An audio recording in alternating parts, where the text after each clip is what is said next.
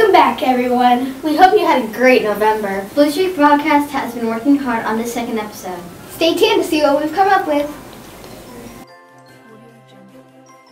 Here's some important dates coming up. So get your planners ready. December 17th through the 21st is Spirit Week. Be sure to check in with your teacher to see what to wear each day. We can't wait to see all your guys' outfits. December 18th, Reflections is coming to sing. Word on the street is their voices are amazing. December 21st, Christmas parties for grades 2nd through 5th. 6th grade, you're not left out. You're having Christmas activities. December 24th through January 2nd, Christmas break. Enjoy that time off. There is no 2-hour delay in January. Stay tuned for our next story about the hottest toys for 2018. Thank you, 6th grade, for telling us about the schedule for December. Thank you, Lake Elementary, for taking the poll about your favorite gifts. I've tallied up all the votes, and according to you guys, the best gift to get for Christmas is, drum roll please, Sunrise and Squishies in first place, and in second and third, Crown Chow and Don't Step in It. So when you write that letter to Santa, make sure you put those 3 things on your wish list. And remember, have a holly jolly Christmas and a happy new year. Now with Paige talking about Christmas trees. You could have a Christmas tree from a box, or you could go out with your family and get a Christmas tree from the farm. Most people love to put up a Christmas tree. Every year, more than 200 decorated trees, 85,000 strings of light, and countless other holiday creations are displayed at the John S. Knight Center to benefit Akron Children's Hospital. Since its beginning in 1982, the Holiday Tree Festival has raised more than $5.3 million for the hospital patient care programs, education, and research. It is a fun and cool experience to do with your family, and even better, it's for a good cause. Christmas traditions are very different for many people. For example, some people celebrate Christmas while others celebrate Hanukkah. Everyone knows the American traditions, but what about the others? Well, in Japan, it is a tradition to eat lots of fried chicken on Christmas. One Italian Christmas tradition is to eat lots and lots of fish on Christmas Eve. Last but not least, one Mexican tradition is to decorate with poinsettias, which is a type of red flower. Thanks, Lydia, for informing us on some Christmas traditions. Now, it's time to interview Mr. Booth. What do you like most about being a principal? Well, that's a good question, Lauren. There's a lot of good things that I like about being principal. I think what I like the most is just being out amongst the kids, and a lot of people have noticed how much I smile, and that's why I'm smiling, just because it's a great place to be, and being able to interact with the students, and actually being able to help wherever I can. If you weren't a principal, what would you be?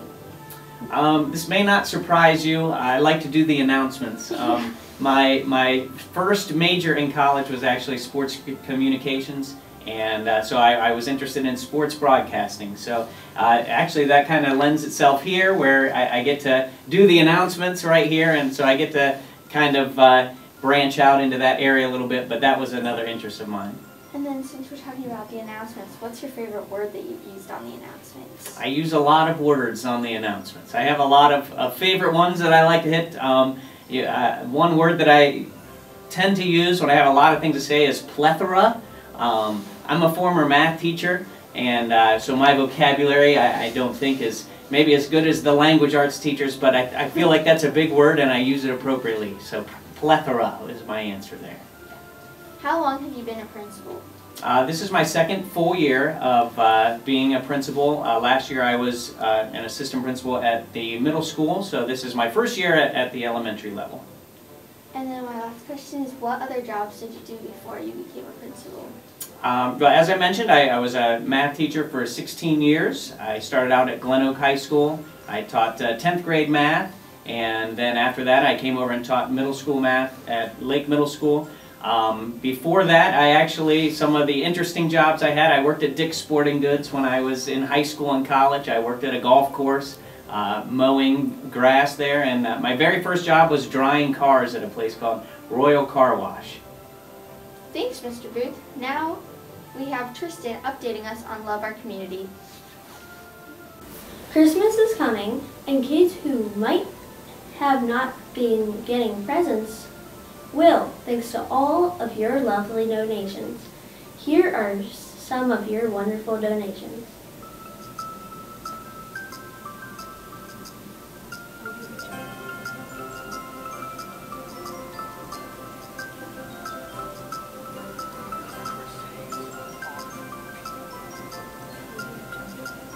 Wow, that's just a little chunk of the donations.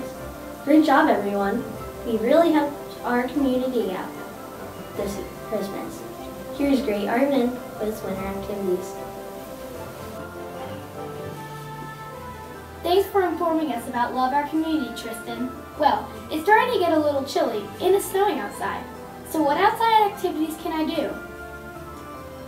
Who likes snowboarding or skiing? Well, I do. It's just a short car ride to Boston Mills, so go on up and ski down the slopes. What about ice skating? Ice skating is such a fun activity. You can go to an indoor skating rink or even a frozen lake or pond. Do you like sledding? You can go sledding anywhere, a steep hill in the woods or just in your backyard. Snowball fighting, snowman building. As you can see, there are so many fun activities to do this winter. So get out and have some fun. Next, we're going to hear from Gracie about the history of candy canes.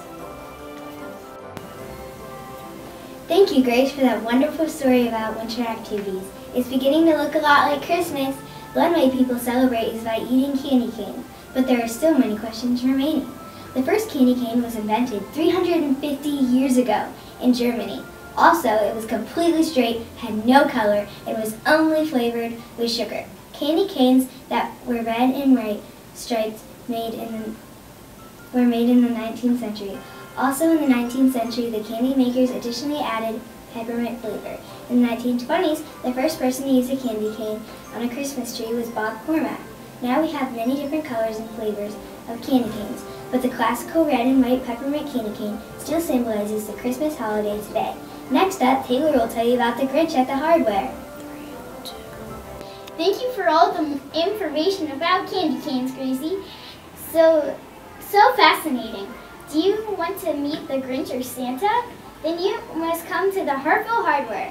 So go ahead and sled down to the Hartville Hardware Saturday the 22nd. So don't pout if you get there.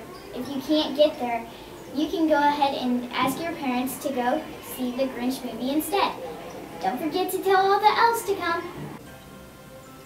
Thank you so much for watching our second episode. We hope you enjoyed it. Stay tuned for our next one. See you next year. In 2019! This is Taylor, Gracie, Olivia, Tristan. signing off!